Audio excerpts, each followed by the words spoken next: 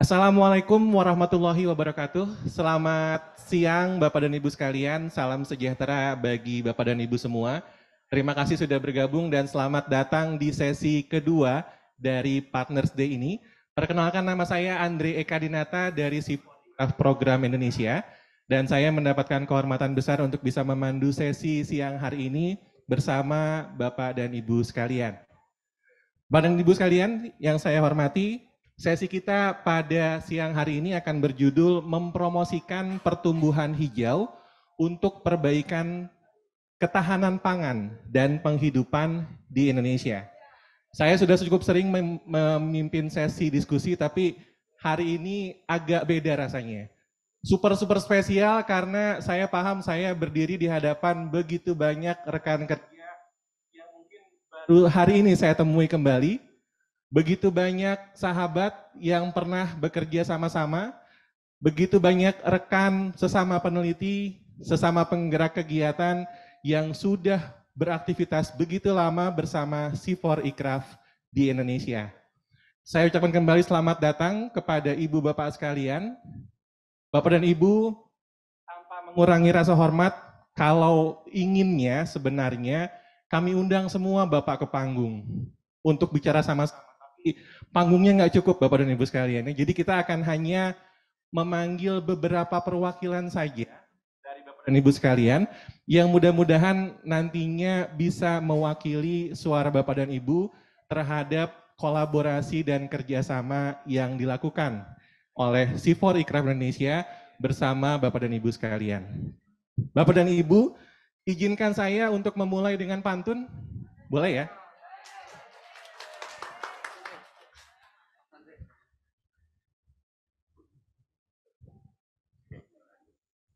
Hujan di jalan tak sempat berlari, membuka payung, sudah panas lagi. Pembangunan tetap berjalan, tapi alam tetap lestari, biar alam tidak marah lagi.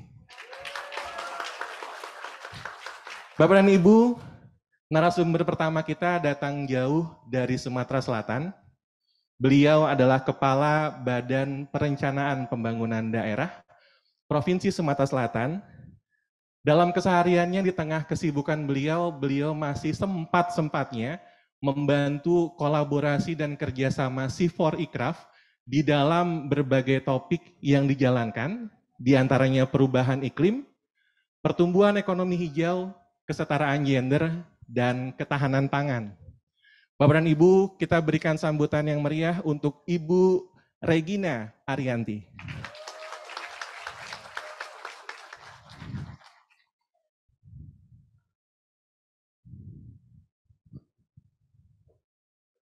Selamat pagi, Ibu. Narasumber kita yang kedua adalah seorang pengajar, seorang dosen dari Fakultas Kehutanan Universitas Mula Warman di Samarinda, Kalimantan Timur. Kita semua tahu saat ini Provinsi Kalimantan Timur telah melakukan transformasi ekonomi yang cukup signifikan dengan Green Growth Compact-nya. Dan Unmul saat ini adalah salah satu mitra kerja yang duduk pada gugus kerja untuk safeguard dan juga monitoring, reporting, dan verification atau MRV.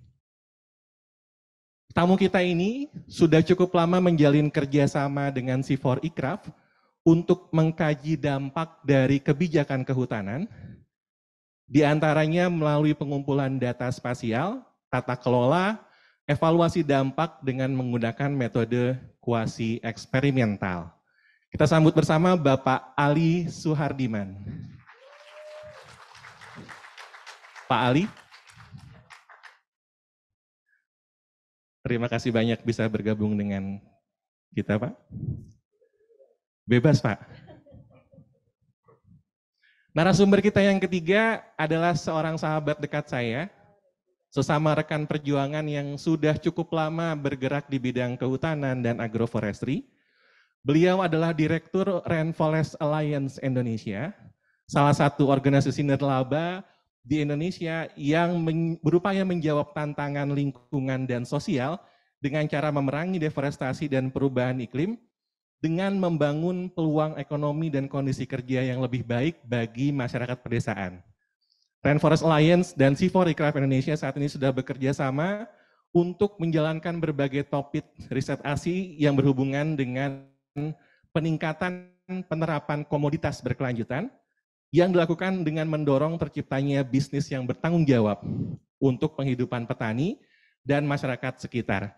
Kita sambut bersama Bapak Putra Agung.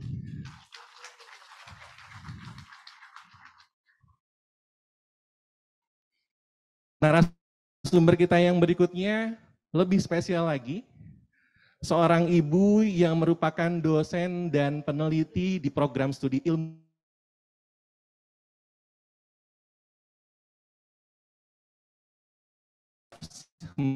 sejak 2015. Keterlibatan beliau membawa aspek baru di mana menjalankan dan agaiki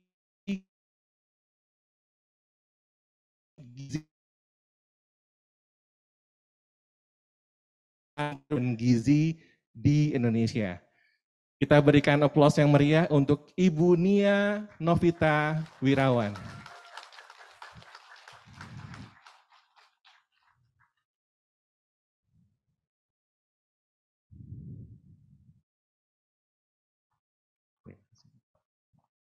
Narasumber kita yang berikutnya hadir secara daring. Sahabat lama juga, seorang Kepala Sekretariat Lingkar Temu Kabupaten Lestari atau LTKL. LTKL adalah sebuah asosiasi yang didirikan dan dikelola oleh pemerintah kabupaten di Indonesia untuk bersama-sama menciptakan dan menguji coba model penggunaan lahan yang melindungi ekosistem penting, sekaligus meningkatkan kesejahteraan masyarakat. Sekretariat yang dipimpin oleh beliau saat ini mengumpulkan mitra yang sesuai untuk mendukung kabupaten dalam menerapkan kebijakan, strategi, dan program di berbagai daerah di Indonesia. Beliau sudah bekerja sama dengan C4 Icraft sejak lama, bahkan sejak tahun 2019 untuk memajukan pendekatan jurisdiksi di tingkat kabupaten. Kita sambut secara daring Ibu Gita Syahrani. Bu Gita, apakah sudah bergabung bersama kami? Sudah, mohon maaf tidak bisa bergabung langsung. Terima kasih banyak. Terima kasih banyak Mbak Gita. Apa kabar? Apakah suara kami bisa Baik, didengar dari sini Mbak Gita?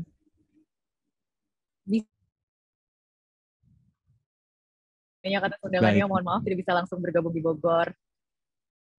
Terima kasih banyak Mbak Gita. Baik, narasumber yang kita yang terakhir juga bergabung secara online. Ini adalah tokoh yang saya sangat kagumi. Beliau adalah Direktur Pangan dan Pertanian Kementerian Perencanaan Pembangunan Nasional atau Bappenas. Beliau memimpin sebuah direktorat yang mengampu koordinasi dan perumusan kebijakan serta penyusunan strategi untuk prakarsa pembangunan lintas sektor nasional di bidang pangan dan pertanian. Beliau sudah lama bekerja sama dengan C4 Icraft untuk mengembangkan berbagai kebijakan dan program yang terkait dengan regionalisasi sistem pangan, pertanian keluarga, pertanian regeneratif, dan pemetaan aset pangan. Bukan hanya itu, beliau juga mendukung Food System Summit Independent Dialog dan juga berperan sebagai ketua dari Komite Penasehat Teknis dari berbagai proyek bilateral yang saat ini dijalankan di C4 Icraft Indonesia. Kita sambut bersama Bapak Anang Nugroho Setio Mulyono yang bergabung secara online. Pak Anang, apakah sudah bergabung? Baik, sedang dalam proses. Bapak dan Ibu sekalian, kita berikan aplaus untuk para narasumber yang sudah bergabung bersama kita di sini.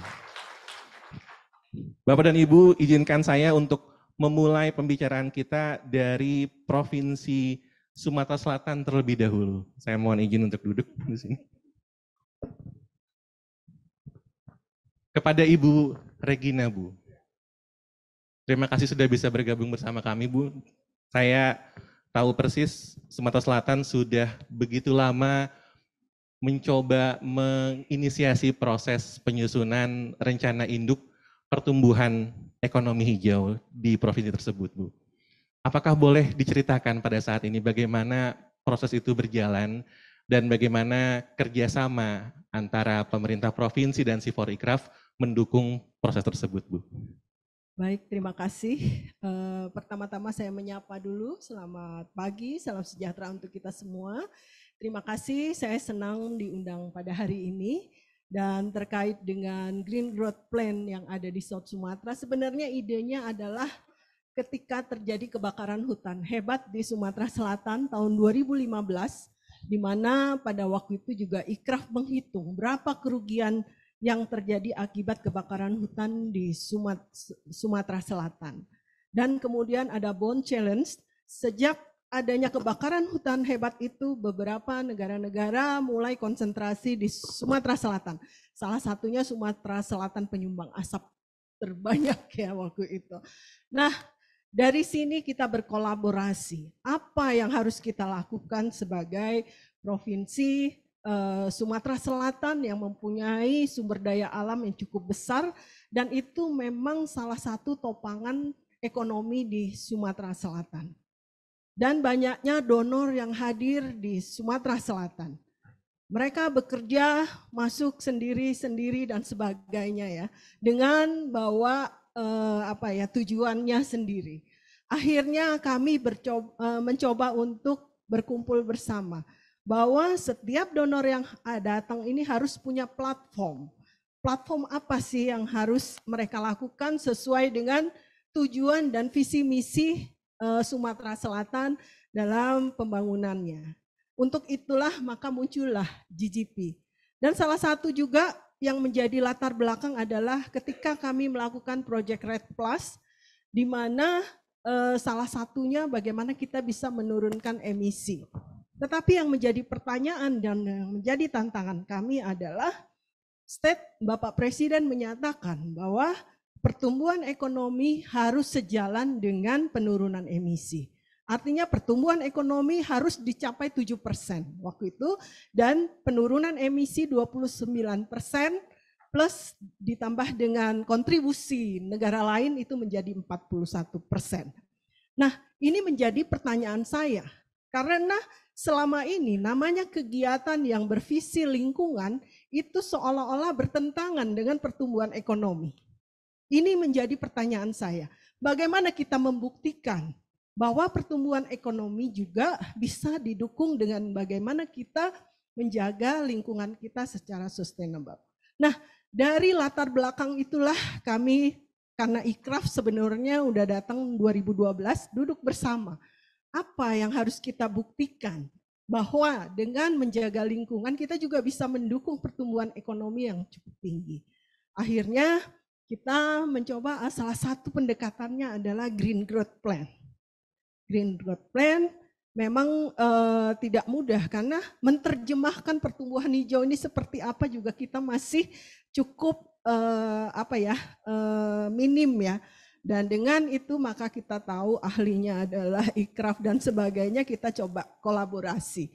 Apa yang harus kita lakukan untuk melihat ini? Akhirnya kita kolaborasi dengan berbasis dengan science based, bagaimana kita melihat, menghitung alokasi ruang, kemudian juga ruang-ruang mana yang bisa ditingkatkan untuk bagaimana menurunkan emisi, bagaimana keanekaragaman hayati di landscape yang masih cukup baik harus kita pertahankan, dan bagaimana juga dari pendapatan masyarakat, dari hilirisasi seperti itu. Dan dari GGP itu muncullah 7 skenario yang dilakukan secara partnership. Jadi kami melakukan dari pemerintah provinsi dengan kabupaten, dengan pihak swasta ya, kemudian juga dengan teman-teman yang lain. Nah, dari GGP ini memang skenarionya kalau kita lihat itu tahun 2014 sampai dengan 2030. Secara ekonomi waktu itu trennya kalau tanpa GGP itu linear meningkat secara BAU. Tetapi berdasarkan GGP ternyata agak melambat dan pada tahun 2030 itu trade off-nya baru dia akan sustain meningkat dan melaju. Jadi inilah mungkin proses-proses yang kami lakukan. GGP ini kami bisa melihat bahwa meyakinkan kebijakan pemerintah bahwa dengan kita melaksanakan, mengimplementasikan GGP ini mungkin target-target yang kita inginkan dan PR atau pemikiran awal kita bahwa pembangunan lingkungan itu tidak berkontribusi terhadap pertumbuhan ekonomi itu bisa terjawab. Jadi memang ada pelambatan, kenapa? Karena kita sudah kecenderungan ekspansi sumber daya alam. Dan ini mengembalikan ini tidak mudah. Karena tidak hanya kita menanam ini dan sebagainya, tetapi adalah proses perubahan mindset. Ini yang lebih sulit, yang butuh waktu jangka panjang. Nah ini untuk itu makanya beberapa implementasi GGP juga sudah kita coba lakukan. Jadi itu latar belakang kenapa kita melakukan GGP dan bagaimana proses yang dilakukan, dan cukup menarik. Kelemahan kami adalah bagaimana komunikasi dengan masyarakat, ini bisa ditutupi oleh CIFOR dan ICRAF, bagaimana komunikasi ini bisa terjalin dengan NGO dan sebagainya, sehingga skenario-skenario yang dihasilkan itu bisa diimplementasikan. Mungkin itu Pak Andre, terima kasih. Terima kasih banyak Bu Regina, sangat menarik Bu jawabannya. Tepuk tangan untuk Bu Regina. Saya ingin melanjutkan dengan pertanyaan yang mungkin ada di kepala semua peneliti CIFOR ICRAF saat ini Bu. Rencananya itu beneran kepake apa enggak sih Bu? Apakah itu jadi bahan riset saja atau betul-betul bisa dipakai oleh pemerintah daerah, Bu? Ya, baik, terima kasih ya. Karena GGP ini produknya juga kita harus, supaya ini bisa dipakai, maka harus ada regulasinya. Jadi kami tetapkan dengan peraturan Gubernur Sumatera Selatan. Jadi kami tetapkan GGP ini sebagai suatu regulasi yang menjadi pedoman dalam proses penyusunan. Memang yang menjadi titik bagaimana ini bisa dimasukkan adalah Bapeda sebagai Badan Perencanaan Pembangunan Daerah untuk mengkoordinasikan dengan seluruh OPD. Ini masuk ketika kita melakukan proses rencana pembangunan jangka menengah. Saya minta tolong waktu itu dengan CIFOR dan ICRAF. Bagaimana memainstreamingkan GGP ini di dalam produk perencanaan RPJMD. Karena ada perbedaan di mana kalau kita lihat GGP itu lebih pure hasil dan bahasanya bukan bahasa nomenklatur program. Sementara di RPJMD itu harus bahasanya adalah nomenklatur program. Nah ini yang kita harus mematchingkan antara hasil GGP dengan bagaimana suara yang harus disuarakan di dalam produk perencanaan. Salah satunya kami masukkan, waktu itu belum pernah sama sekali kami masukkan namanya indikator lingkungan terkait dengan penurunan emisi GRK. Akhirnya itu kami masukkan sebagai salah satu indikator di dalam RPJMD, penurunan emisi GRK. Kemudian juga terkait karena penurunan emisi GRK itu meliputi beberapa OPD di dalam penurunannya. Nah ini yang kita implementasikan, baik di Dinas Kehutanan, di Dinas Pertanian, di Dinas Peternakan dan sebagainya, ini kita masukkan di dalam program. Jadi dan ini kami laporkan melalui aksara yang dilakukan oleh Bappenas. Jadi ini salah satu implementasinya. Yang kedua adalah banyaknya donor yang masuk ke Sumatera Selatan. Ini merupakan menjadi guidance. Bagaimana upaya kami supaya donor ini juga bisa mengikuti visi misi daerah. Salah satunya adalah proyek kelola sendang yang dikelola oleh JSL dan partnernya. Ini mengelola pendekatannya adalah landscape approach. Dan ini merupakan salah satu implementasi dari GGP. Akhirnya koridor-koridor skenario yang ada di GGP itu saya coba masukkan di dalam proyek kelola sendang. Jadi kami membuat namanya PMU, Project Management Unit, untuk proyek kelola sendang. Jadi saya selalu bilang bahwa apapun yang masuk di sini, government harus menjadi lead. Jadi disinilah makanya muncul inisiasi kami membuat project management unit untuk bagaimana berkolaborasi dengan pihak-pihak donor. Terutama untuk menggait indikator-indikator yang menunjang visi misi daerah.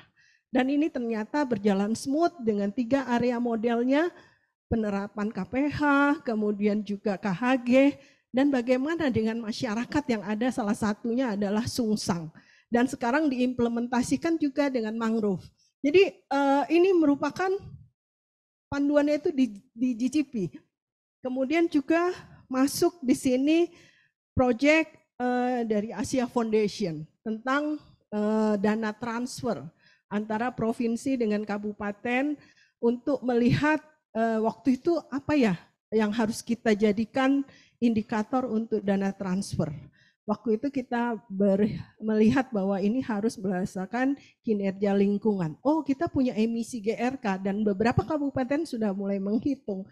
Nah, ini juga menjadi satu masukan buat kami. Jadi kemudian juga Project Peatland Impact, kemudian Land for Life, ini banyak masuk di sini dan semuanya mendukung, artinya masih berpedoman pada GCP yang ada. Jadi inilah implementasi yang ada, baik itu di level kebijakan, kemudian juga di level tapak yang sekarang kita lakukan adalah di level tapak, beberapa desa itu dilakukan lewat Project Land for Life. Mungkin itu ya. Menarik sekali Bu, dan mungkin kita semua bisa mendengar langsung betapa pentingnya proses pengarus utamaan hasil riset kawan-kawan sekalian. Jadi tadi Bu Regina menyampaikan bahwa step pertamanya memang harus melalui kebijakan daerah, karena kalau tidak, sulit untuk memasukkan hasil riset sebagai bagian dari upaya pembangunan daerah. Dan yang kedua juga, salut sekali Bu, bagaimana hasil itu juga bisa digunakan untuk bisa merangkul mitra-mitra yang kemudian hadir gitu ya Bu, untuk bisa ikut serta mengimplementasikan pertumbuhan hijau. Bu Regina, mungkin pertanyaan berikutnya adalah lebih ke arah masa depannya nanti Bu. Kita semua tahu bahwa tantangan kita ke depan tidak ringan. Ada banyak sekali permasalahan lingkungan, juga permasalahan di tingkat global yang akan berdampak pada Provinsi Sumatera Selatan. Bagaimana Ibu melihat tantangan-tantangan terbesar ini yang nanti harus dihadapi? Dan saya pengen tahu satu hal lagi Bu, bagaimana dengan peran kabupaten Bu? Apakah dalam menjawab tantangan ini, kabupaten itu juga punya peran di dalamnya? Silakan Bu Regina. Baik, terima kasih. Jadi untuk tantangan ke depan ini, setelah kita alami bersama dengan adanya perang Ukraina, Rusia, di mana banyak harga-harga naik dan kita mulai kewalahan dan sebagainya. Kemudian ada COVID yang mendadak tiba-tiba hadir juga. Dan sekarang ini dengan suhu udara yang meningkat, bahkan berbagai negara ada yang mencapai 50 derajat. Dan Menko Investasi, Pak Luhut juga sudah melakukan koordinasi dengan daerah-daerah bagaimana mengantisipasi dengan kenaikan suhu yang cukup ekstrim di tahun ini. Dan bahkan kita juga berkolaborasi dengan BMKG. Nah, food security ini menjadi sangat penting ya ke depan. Kenapa? Memang kalau di Sumatera Selatan memang itu sumber daya alam itu menjadi hal yang terpenting dan kami sebagai pendonor atau penyumbang pangan nomor 5 ya, terbesar secara nasional. Tetapi kami juga masih mengalami bahkan inflasi yang cukup tinggi di Sumatera Selatan di angka 5 yang sebelumnya di angka 1% karena adanya perang dan ini adalah inflasi penyebabnya adalah hal yang sangat remeh-temeh ya sebenarnya, yaitu masalah harga cabai, harga beras yang 18% naiknya. Nah, kita punya GCP, punya ini dan selalu bicara tentang lingkungan dan bagaimana. Nah, ini menjadi PR besar buat kita. Ternyata hal yang remeh-temeh cabai, beras, bawang ini menjadi menjadi masalah nasional. Telur ayam yang sangat sensitif terhadap perubahan inflasi, dan ini sebagai penyumbang inflasi tertinggi untuk Sumatera Selatan.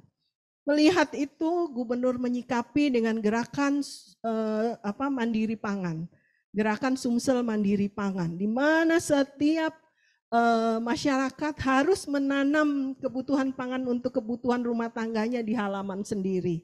Dan ini disambut baik dengan beberapa mitra Mandiri, Bank Indonesia, dan sebagainya. Nah, sebenarnya bukan hanya itu, tetapi lebih kepada mindset tujuannya, merubah masyarakat untuk yang tadinya hanya membeli konsumer, dia beli cabai dan sebagainya, ini menjadi memproduksi minimal untuk kebutuhannya sendiri. Dan ini cukup mempunyai kontribusi. Penurunan kemiskinan kami cukup tinggi, dari sekian 12% menjadi 11% di saat ini, terendah di Sumatera Selatan beberapa dekade, dan stunting kami juga cukup baik dan sebagainya. Nah, ini mau tidak mau ternyata ada kontribusinya. Jadi saya pikir ini food security ini menjadi sangat penting, Pak. Dan juga bagaimana menjamin petani itu untuk tidak beralih. Proses alih fungsi lahan dari pertanian ke sektor lain ini juga menjadi tantangan ke depan. Kita menjaga food security. Tetapi masalahnya di Sumatera Selatan, nilai tukar petani itu menjadi rendah. Masih di bawah 100, yaitu di 80. Ini apa ya? Kenapa gitu kan? Nah, inilah mungkin bagaimana menjamin petani ini supaya dia bisa sustain. Kalau enggak dia akan beralih, mungkin lebih menarik sawit atau yang lainnya. Sementara ini menjadi, ke depan itu menjadi, bahkan Bu Menteri Keuangan juga hati-hati dengan krisis pangan ke depan. Nah, ini juga mungkin ke depan menjadi PR kita bersama ya. Jadi dari supply dan demand-nya seperti apa. Mungkin itu Pak Andre. Terima kasih banyak Ibu Regina. Ibu Regina membuka diskusi ke arah yang lebih luas sekarang, bahwa isu yang paling berat yang akan dihadapi oleh Sumatera Selatan adalah isu pangan. Dan tadi Ibu Regina menyampaikan bahwa ada keterkaitan antara sistem pangan dengan sistem penggunaan lahan. Karena salah satunya saling berkaitan. Saya ucapkan terima kasih Bu, kita berikan tepuk tangan untuk Ibu Regina. Dari Sumatera Selatan saya ingin bergeser dulu ke Kalimantan Timur sekarang Pak. Kasusnya kurang lebih sama. Kalimantan Timur saat ini dikenal sebagai salah satu provinsi di Indonesia yang sudah memiliki komitmen tinggi terhadap pertumbuhan hijau dengan melalui Green Growth Compact-nya, Pak. Apakah bisa dijelaskan sedikit Pak Ali, seperti apa sebenarnya proses yang terjadi dan bagaimana Green Growth Compact itu bisa membangun komitmen yang begitu kuat dari Kalimantan Timur? Silakan Pak Ali. Baik, terima kasih. Assalamualaikum warahmatullahi wabarakatuh. Selamat pagi dan salam sejahtera untuk kita semua. Sebelum Mas Andre, saya tentu mengucapkan terima kasih atas kesempatan yang diberikan untuk hadir di acara yang sangat penting ini, Partner Day, dan bisa bercerita sedikit tentang apa yang berlangsung di Provinsi Kalimantan Timur. Sekaligus juga sebenarnya buat saya ini reuni, Pak, karena di tahun 2000-an saya sudah berkolaborasi dengan CIFOR. Waktu itu sebagai mahasiswa malah. Jadi ada penelitian, ada proyek besar CIFOR di Bulungan, waktu itu namanya Bulungan Research Forest ya, Pak Hari ya. Tahun 98 sampai 2000-an itu. Dan saya masih mulai dari internship sampai kemudian lulus dan membantu pekerjaan-pekerjaan tim peneliti di CIFOR pada saat itu. Tema utamanya pada saat itu adalah tentang reducing impact logging ya, salah satunya. Jadi saya sangat senang sekali hadir di sini dan bisa bercerita tentang apa yang sudah dijalankan dan berlangsung di Provinsi Kaltim terkait dengan Green Growth Compact-nya. Jadi Green Growth Compact di Kaltim itu dideklarasikan secara formal di tahun 2016. Mengundang stakeholder penting termasuk dari pusat, KLHK, kemudian juga pemerintah provinsi tentunya yang menginisiasi, pemerintah kabupaten kota juga, kemudian private sector, universitas dan perwakilan masyarakat madani ya, CSO maupun juga masyarakat umum. Jadi GGC sudah berjalan kurang lebih 6 tahun terakhir dan sebetulnya didahului oleh banyak sekali aktivitas yang mendukung ke arah itu, Mas Andre. Kaltim dengan luas hutan yang cukup besar, kalau sekarang setelah terpisah dengan Kalimantan Utara, kawasan hutannya 8 juta hektar. Itu anugerah tapi juga sekaligus beban ya, untuk menjaganya supaya tetap berfungsi dengan baik. Sejak reformasi, kemudian kita mulai memilih kebijakan desentralisasi pada saat itu, banyak sekali mitra-mitra pembangunan yang bekerja di Kaltim di awal tahun 2000-an itu. Yang kemudian mereka melakukan pekerjaan-pekerjaan di tingkat tapak gitu ya, untuk membantu masyarakat misalkan ya, agar lebih memiliki kapasitas yang baik dan juga bisa berorganisasi yang baik. Selain itu juga kemudian dari sisi kebijakan, mitra-mitra pembangunan juga membantu sekali untuk bisa mengarahkan pembangunan Kaltim agar berada pada track yang benar. Karena pada saat desentralisasi semua pengurusan ada di daerah ya, di provinsi dan kabupaten kota.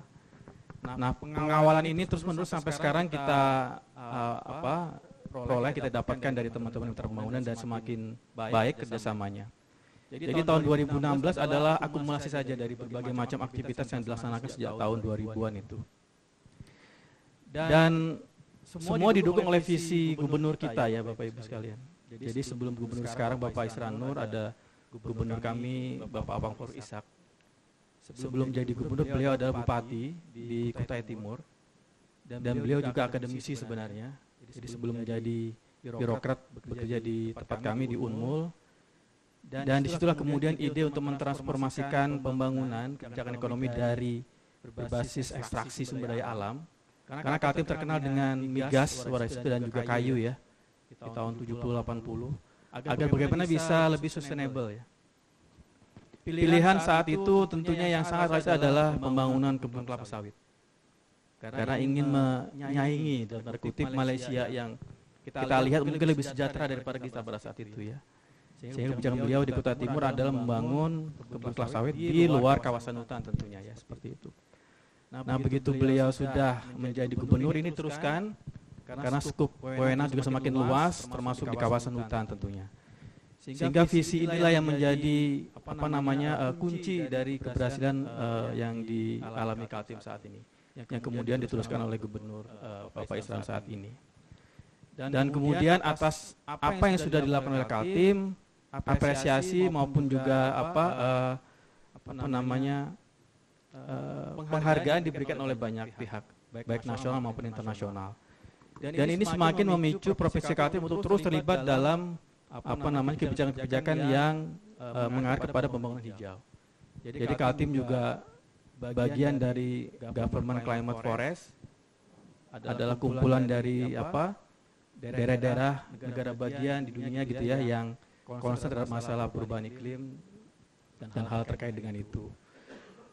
Atas komitmen itulah kemudian Kaltim ditunjuk untuk menjadi pilot provinsi untuk program yang sangat strategis dari pemerintah kita Indonesia, yaitu program pengurangan emisi. Karena melihat bahwa ada peluang pendanaan iklim dari skema itu, dan komitmen itu kemudian berjalan sampai saat ini dan sudah memperoleh hasil Bapak Ibu. Jadi Kaltim sudah memperoleh first payment untuk aksi mempertahankan atau mengurangi emisi yang telah dilakukan, dan insya Allah terverifikasi bahwa kita di tahun 2019 sampai 2020 berhasil menurunkan emisi dari baseline emisi kita yang sebesar 24 juta ton per tahun. Itu bahkan dalam 1 tahun sudah hampir menyamai dengan baseline itu. Sementara target yang dibebankan di tahun 2019 ke 2020 hanya menurunkan sebanyak 5 juta ton. Itu jauh melampaui angka target tersebut.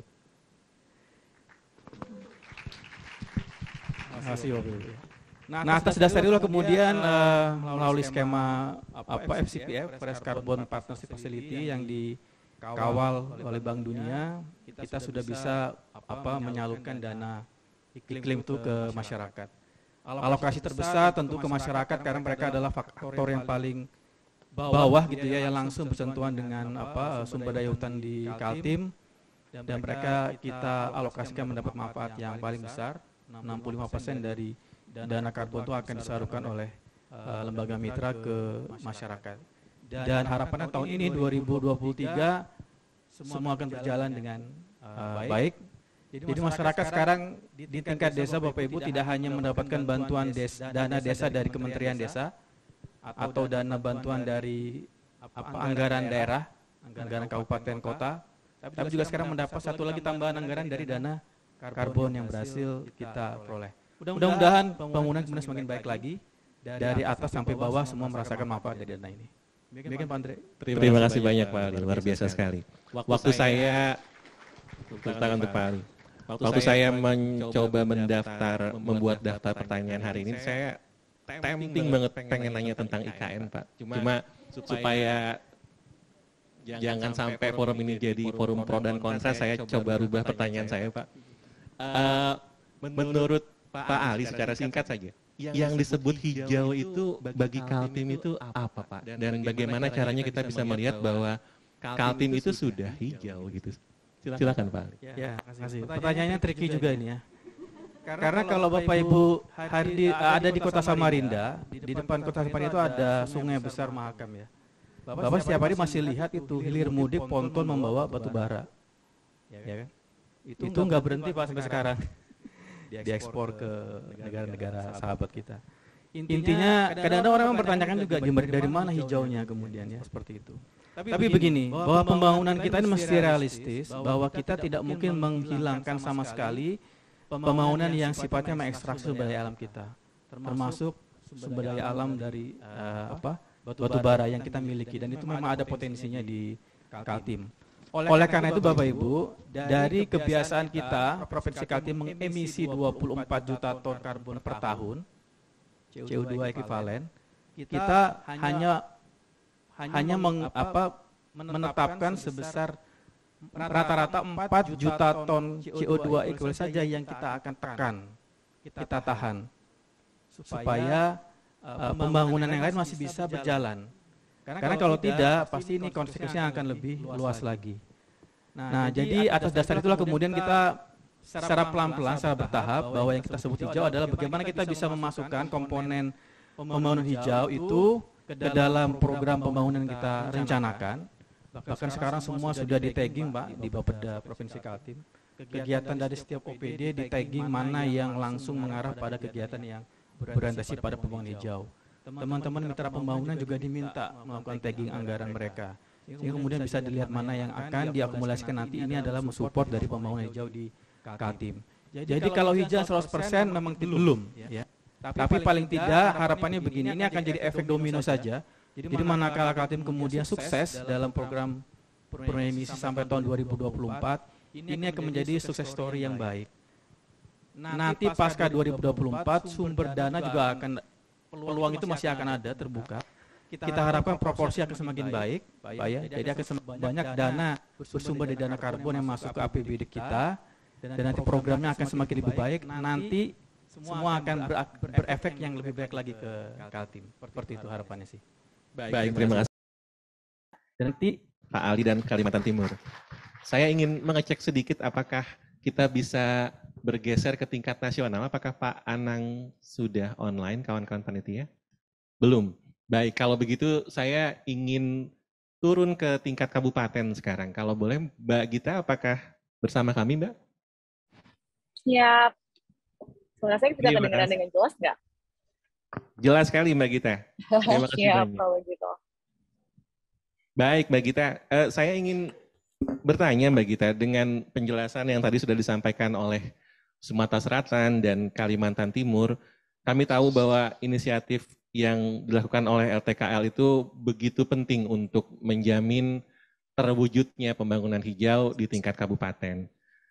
Apakah dengan pengalaman yang ada sekarang, menurut Mbak Gita, sudah waktunya untuk bisa memperluas lingkar temu kabupaten ini ke kabupaten-kabupaten lain di Indonesia? Silakan Mbak Gita. Terima kasih Mas Andre. Mungkin saya menanggapi pantunnya Mas Andre dulu nih. Tadi dibuka dengan pantun, jadi izinkan saya menjawab pertanyaannya dibukanya dengan pantun juga. Rasa hati ingin ke Bogor, mohon maaf ternyata di luar kendali. Sangat terhormat bisa belajar dari Bapak dan Ibu tersohor, semakin semangat nih untuk lebih dalam mengenali. Jadi mohon maaf sekali lagi tidak bisa bergabung langsung, mudah-mudahan koneksinya juga. Terima kasih Bapak Ibu. Mohon maaf sekali lagi, mudah-mudahan kalau koneksinya tidak terlalu jelas, minta dikabarin aja sama Mas Andre. Tapi kalau untuk menjawab pertanyaan barusan, tentunya inspirasi dari para pendiri LTKL tidak lain dan tidak bukan adalah keberhasilan Bapak dan Ibu yang lebih dulu menggawangi banyak komitmen di provinsi, termasuk Kalimantan Timur dan juga Sumatera Selatan yang sudah disampaikan sebelumnya. Dari sisi kami di sekretariat, jadi mungkin sedikit konteks saja, asosiasi ini memang inisiatif awalnya datang dari pemerintah kabupaten karena ingin berkontribusi secara konkret kepada komitmen dari provinsi dan juga nasional untuk penurunan emisi serta pembangunan rendah karbon. Tapi mungkin kalau Bapak Ibu lihat kenapa saya menggunakan background di belakang ini, sebetulnya mirip dengan konteks yang disampaikan oleh Ibu Regina tadi. Teman-teman Bapak Ibu pendiri kabupaten di Sumatera, Kalimantan, dan Sulawesi yang merupakan anggota LTKL, sebetulnya berangkat dari pertanyaan dasar. Kalau memang permintaannya adalah punya pola pembangunan yang betul-betul bisa melestarikan fungsi ekologi penting dari jurisdiksinya, tapi juga punya peranan menyejahterakan masyarakat secara real dengan model bisnis yang mungkin tidak lagi tergantung dengan sektor-sektor yang memang erat kaitannya dengan deforestasi dan degradasi lingkungan, maka bentuk model bisnisnya seperti apa? Jadi sebetulnya tugas kami di sekretariat adalah menghubungkan teman-teman di kabupaten dengan mitra yang tepat untuk membantu menjawab pertanyaan itu. Dan sejak kita kerja bersama Sifor dan Ikraf, sebetulnya saya nggak bisa hadir di Bogor langsung juga salah satunya karena menindaklanjuti hasil konkret nih dari kerja bersama sejak 2019 yang memang difokuskan bagaimana kabupaten bisa mempunyai mekanisme untuk tracking apa saja sih yang sudah dikerjakan di lapangan, model yang digunakan itu apa saja, dan bagaimana pihak-pihak mitra-mitra lain yang ingin membantu itu juga bisa ikut ambil bagian. Mekanisme yang digunakan memang profil jurisdiksi dan juga pengembangan kerangka daya saing daerah. Nah, saat ini yang secara konkret terjadi di kabupaten anggota LTKL adalah mereka seperti yang disampaikan oleh Bu Regina tadi, memang terinspirasi untuk mengintegrasikan pendekatan-pendekatan yang tadinya muncul dari semacam testing gitu ya, model-model bisnis yang anchor-nya itu adalah pemanfaatan keanekaragaman hayati menjadi produk bernilai tambah dan skenario microprocessing misalnya ke dalam dokumen perencanaan dan dokumen kebijakan. Dan ini juga yang disambut baik oleh para mitra yang rencananya hari ini sampai akhir minggu itu akan berkunjung ke Siak untuk melihat bagaimana sih mereka bisa langsung ambil bagian untuk mengekspansi inisiatif-inisiatif yang sudah ada di sana. Kalau ditanya apakah ini saatnya begitu ya memperluas keanggotaan LTKL, sebetulnya sejak awal asosiasi ini berdiri, asosiasi ini diberikan mandat untuk menjadi semacam kaukus di dalam asosiasi nasional atau asosiasi pemerintah kabupaten seluruh Indonesia, disebut juga APKASI. Mungkin saya lanjutkan saja Bapak Ibu, tadi pertanyaannya apakah saatnya ini eskalasi begitu keanggotaannya LTKL. Mungkin yang sedikit dijelaskan adalah kami mendapatkan mandat di sekretariat dulu waktu kita coba membantu para anggota menerjemahkan misinya mereka adalah membuat satu akselerator di pemerintah kabupaten yang punya asosiasi sendiri sebetulnya atau asosiasi nasional yang namanya APKASI. Nah, idenya adalah eskalasi pola pembangunan yang sebetulnya didorong oleh kabupaten anggota itu sebetulnya melalui asosiasi nasionalnya yang adalah APKASI itu sendiri. Harapannya melalui APKASI kita bisa memanfaatkan berbagai momentum strategis dari sisi kebijakan dan juga persiapan dokumen perencanaan supaya pada akhirnya banyak pembelajaran yang bisa diambil dari kabupaten maupun dari banyak praktisi yang juga membantu level provinsi itu bisa langsung disalurkan ke dokumen-dokumen yang strategis, baik itu pendekatannya jangka panjang maupun jangka menengah. Salah satu momentum yang memang menurut kami strategis itu adalah dengan saat ini sedang dijalankannya penyusunan pembangunan jangka panjang misalnya. Kami melihat apa yang sudah dikerjakan bersama dengan itu bisa menjadi satu formula yang didorong secara nasional yang bisa diadopsi seluruh daerah yang saat ini sedang tahun ke depan itu nantinya seperti apa pola pembangunan yang diinginkan. Kalau kami berdiskusi dengan Kementerian Dalam Negeri dan juga Bappenas di tempat Pak Anang juga misalnya, rasionya adalah kalau kita bisa melihat apa yang sudah dikerjakan di banyak tempat ini semacam proof of concept gitu ya. Jadi bukti bahwa konsep ini tidak sekedar semata-mata konsep, tapi seperti di Kalimantan Timur hasil mereduksi emisi, seperti di kabupaten anggota kami sudah berhasil misalnya menarik investasi. Ini bisa menjadi inspirasi nyata untuk bisa diintegrasikan pada saat mendefinisikan 2025 sampai 2045 nanti bisa diadopsi itu seperti pendekatan apa. Mungkin itu dulu, Mas Andre, harapannya kalau ditanya soal keanggotaan, mungkin sih bukan gimana pembelajarannya itu bisa masuk lewat entry point strategi baik secara nasional maupun daerah-daerah lain secara spesifik. Mungkin seperti itu, Mas Andre. Terima kasih banyak. Terima kasih banyak Mbak Gita. Satu pertanyaan mungkin berikutnya Mbak Gita. Saya ingin coba bicara tentang leverage point atau titik ungkit gitu ya. Menurut Mbak Gita, apakah ada leverage point tertentu yang Mbak Gita pikir perlu ada untuk mendorong perubahan yang lebih besar di tingkat kabupaten? Silakan Mbak Gita. Siap. Jadi sebetulnya pada saat kita bicara tentang pola pembangunan, saya juga belajar banyak dari yang disampaikan Ibu Regina tadi. Memang terbukti Mas Andre banyak sekali perubahan-perubahan positif yang terjadi di daerah itu karena secara bukti nyata insentif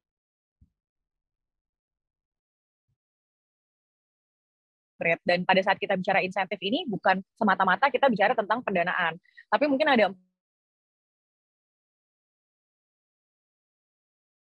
terbukti menjadi titik ungkit yang sangat bermanfaat. Yang pertama, pasti kalau kita kembali ke sumber pendanaan itu betul begitu ya, baik dari sumber publik seperti yang tadi sempat disampaikan, transfer ekologis berbasis fiskal atau dukungan pemerintah nasional lainnya, tapi juga dari sisi dukungan sumber dana yang sifatnya swasta.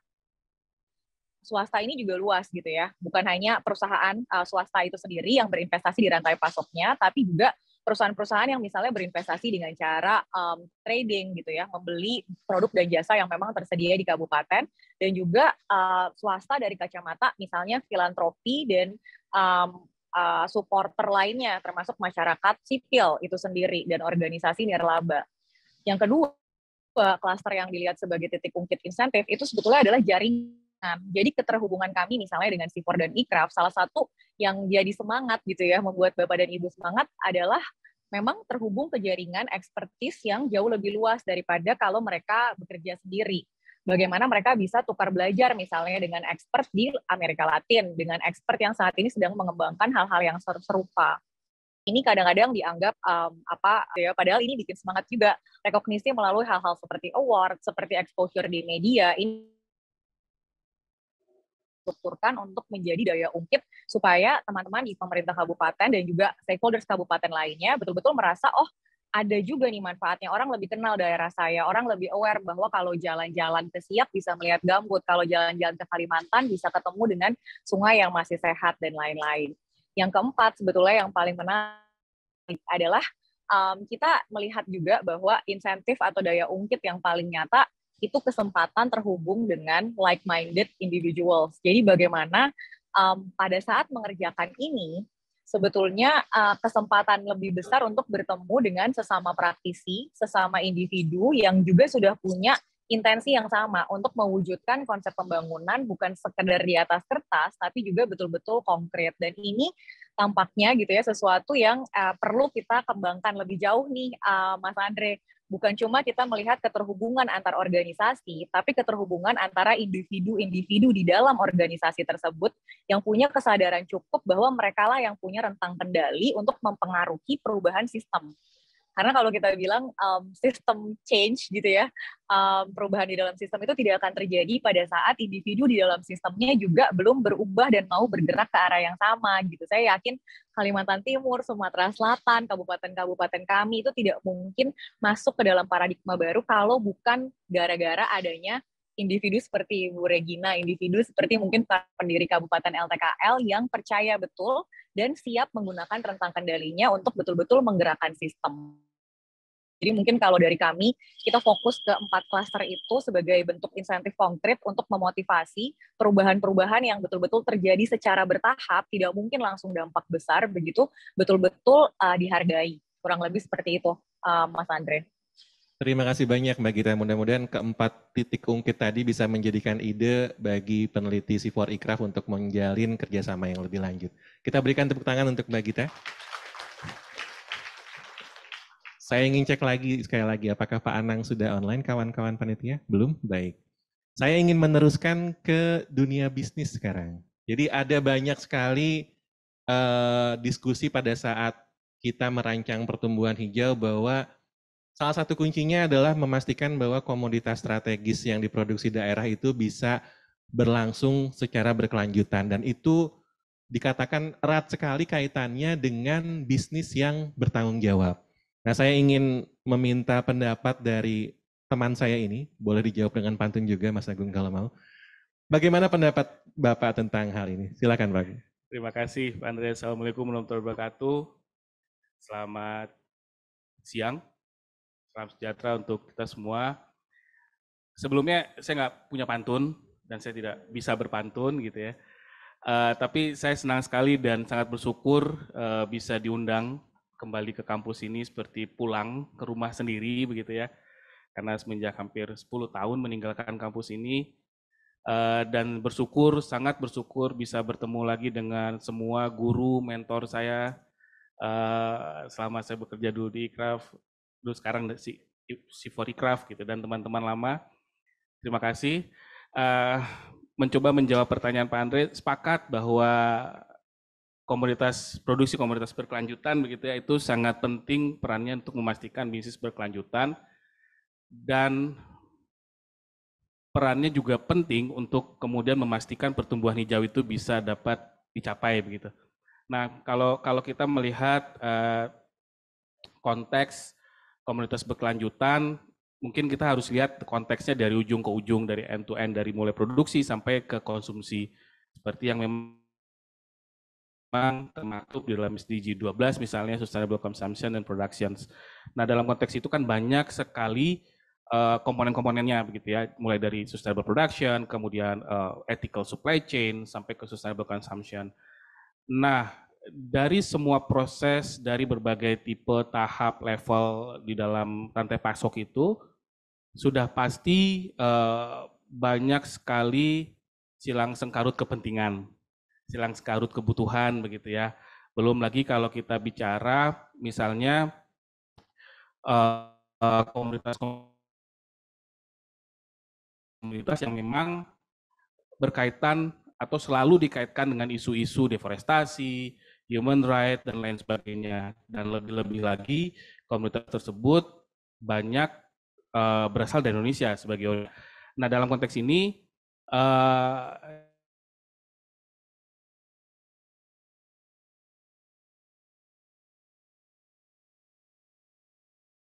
dari sisi dari konteks bisnis misalnya pelaku rantai pasok, komitmen dari semua aktor di tingkat lanskap maupun jurisdiksi itu menjadi penentu. Jadi seperti tadi yang disampaikan oleh Ibu Regina, bahwa memang tidak bisa lepas apa-apa yang kemudian kita coba dorong, coba kita promosikan di tingkat tapak untuk membenahi tata kelola komoditas tanpa kemudian ada kolaborasi, komitmen dan arah yang jelas serta kemauan maupun aktif. Nah, sebagai contoh di mana bersama-sama berkolaborasi bersama dengan ICRAF, dengan C4ICRAF gitu ya, lewat salah satu proyek yang namanya Svital untuk komunitas koko dan palm oil. Nah, kita kan kemudian melihat secara real ya tantangan-tantangan yang kita hadapi di lapangan, challenge yang kita hadapi di lapangan, dan bersyukur di beberapa tempat sudah ada multi stakeholder forum yang bisa menaungi menaungi sebagai wadah berdiskusi, kemudian juga sebagai tempat semua stakeholder tingkat tapak itu kemudian mencurahkan, kalau bisa dibilang isi hati gitu ya, terhadap apa yang mereka inginkan, apa yang mereka rencanakan terhadap lanskap di suatu tempat. Contoh misal di Luwu Utara begitu, di mana sekarang kita bekerja bersama-sama, kita bicara kakao di sana, sustainable kakao. Tidak bisa lepas bicara sustainable kakao ketika kita hanya bicara ayo kita promote sustainable best management practices, good agriculture practices di tingkat petani tanpa kemudian ada kehadiran pemerintah daerah. Tanpa kemudian ada komitmen uptake sustainable commodity, sustainable raw material dari private sector misalnya begitu. Jadi semua memang harus berjalan beriringan. Karena memang pada kenyataannya kalau kita bicara kerja di tingkat tapak begitu ya, mendorong pertumbuhan hijau, kita kemudian juga somehow dibenturkan dengan banyak sekali, nggak cuma kepentingan dari masing-masing aktor, tapi juga tumpang tindih inisiatif. Nah itu juga tadi sempat disinggung sedikit oleh Bu Regina mengenai bagaimana kemudian peran pemerintah daerah bisa kemudian mengarahkan bahwa inisiatif A harus bergerak ke sisi yang sebelah mana, inisiatif B harus bergerak ke sisi yang sebelah mana, sehingga semua komponen pertumbuhan hijau itu bisa ditutupi dengan adanya partner-partner, mitra-mitra di tingkat tapak. Jadi jangan kemudian ada overlap, ada pengulangan-pengulangan pekerjaan.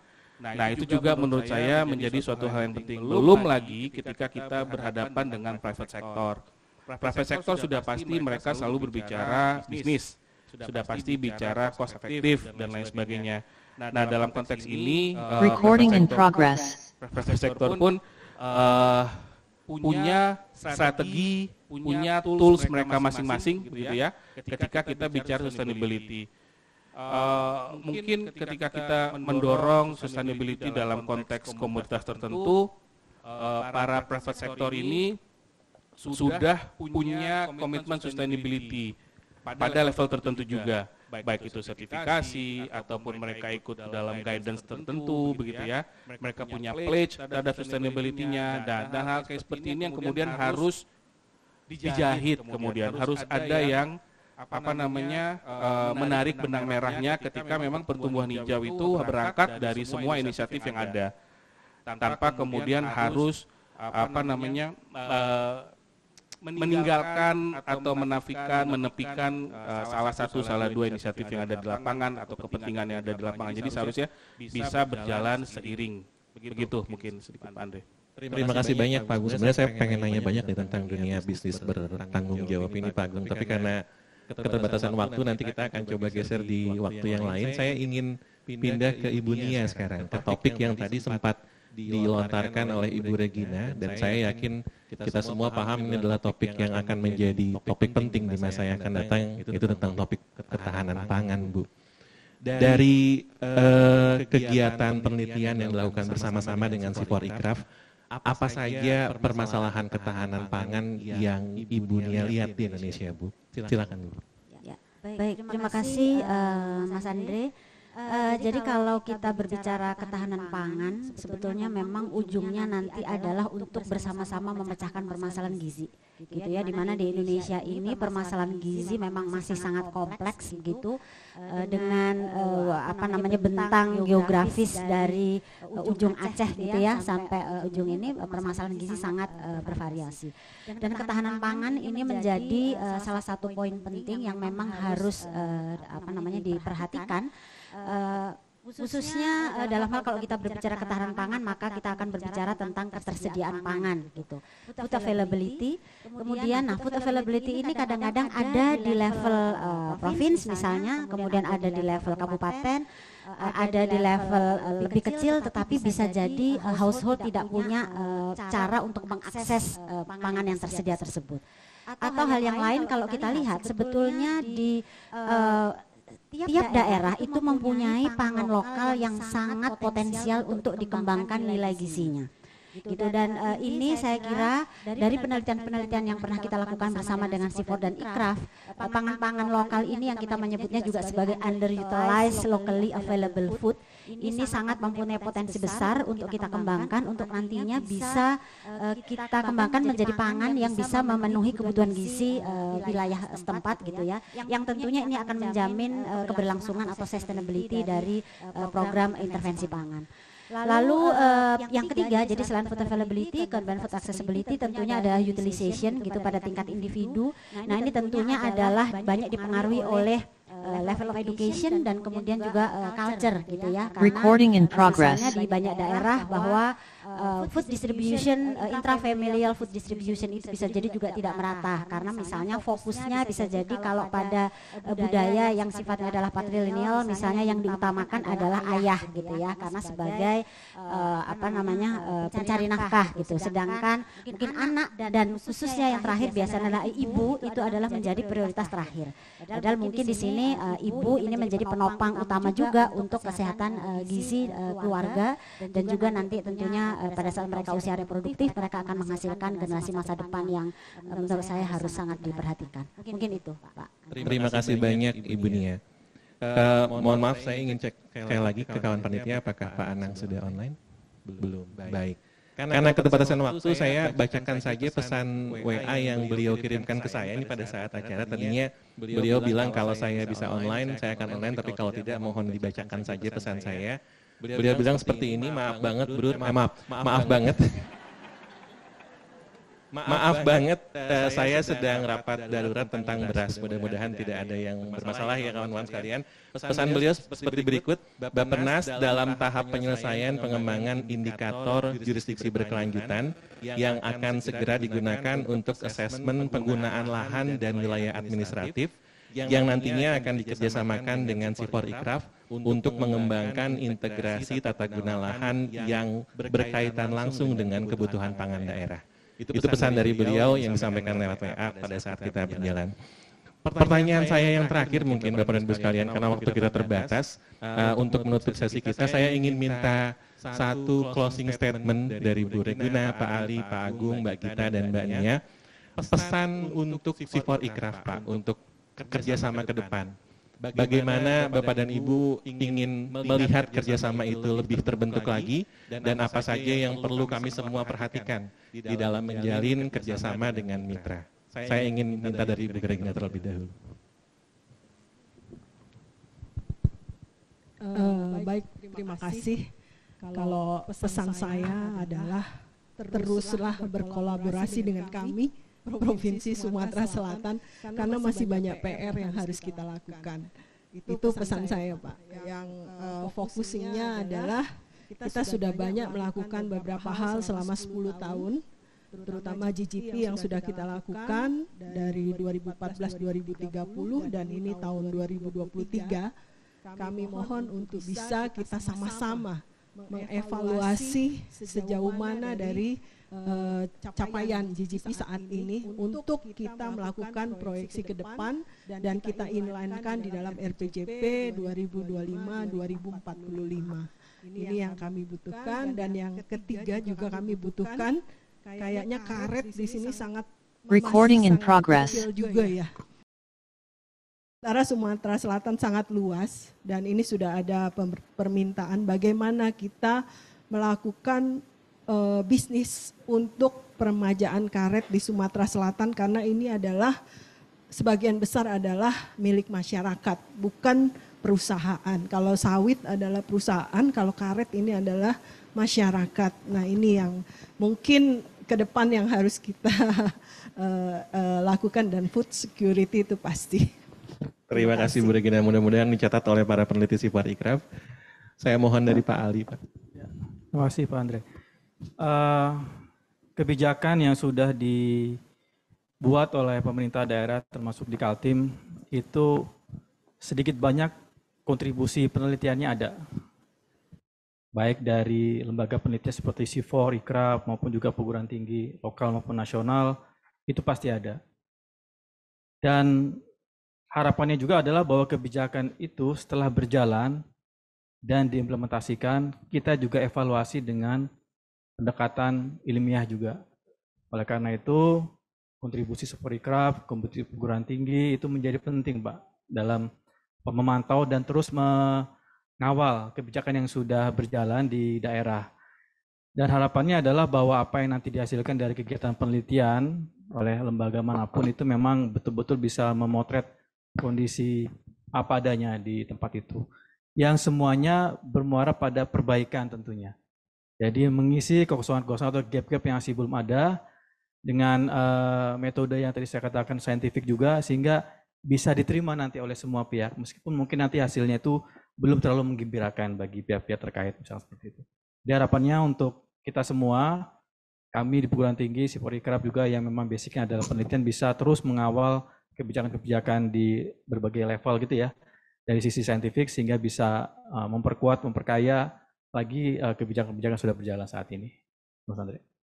Terima kasih banyak, Pak Ali. Apakah Mbak Gita masih bergabung dengan kita, Mbak? Masih, Mas Andre masih bisa dengar suara saya? Mbak Gita, closing statement-nya, Mbak. Silakan. Ya, kalau dari kami mungkin dua aja.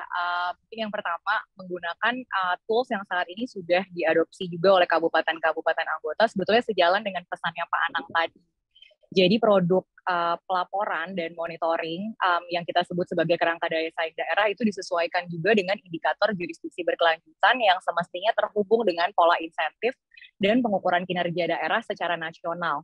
Baik dari konteks bagaimana itu diukur secara reguler di Kementerian Dalam Negeri maupun di Kementerian Perencanaan dan Kementerian Teknis lain. Nah, kekuatan dari Supericraft adalah bisa membantu kami di asosiasi daerah dan juga kementerian lembaga di tingkat nasional bagaimana itu bisa dipertanggungjawabkan secara saintifik begitu.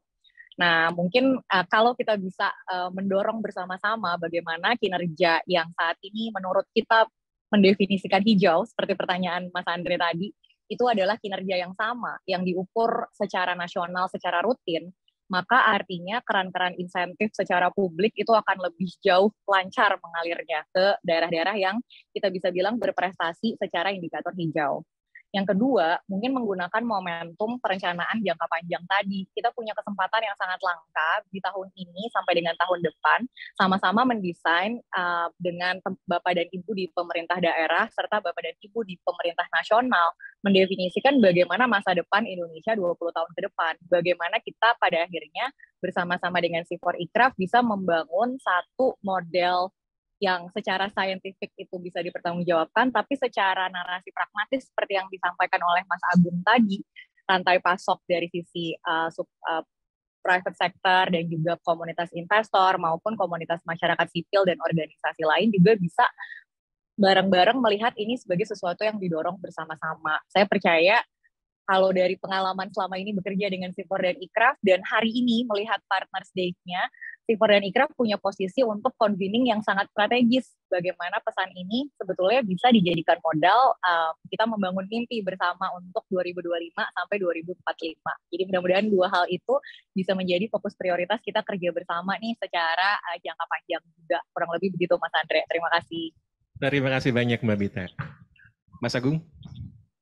Ya, kalau dari saya mungkin ada 3 poin, Mas Andre. Yang pertama adalah belajar dari pengalaman bekerja, berkolaborasi bersama-sama sampai dengan sekarang gitu ya. Jadi Supericraft selalu bisa menelurkan opsi-opsi solusi. Dan kalau bisa itu tetap dikembangkan, tools gitu kan. Kalau dari zamannya Pak Maina dulu kita ingat banyak sekali tools gitu.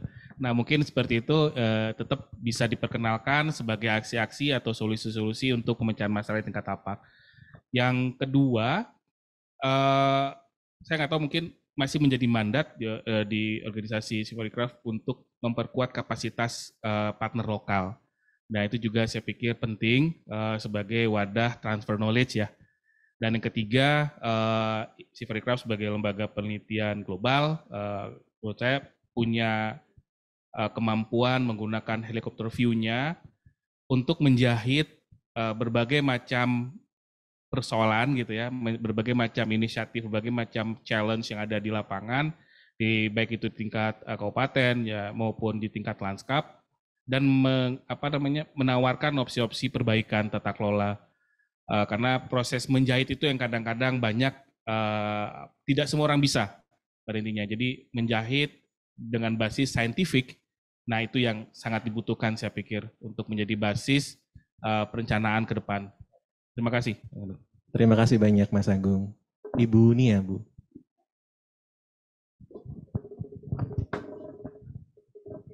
Ya, jadi mungkin kalau saya melihat dari dua aspek, Mas Andre. Jadi yang pertama mungkin saya mewakili dari health sector, begitu ya.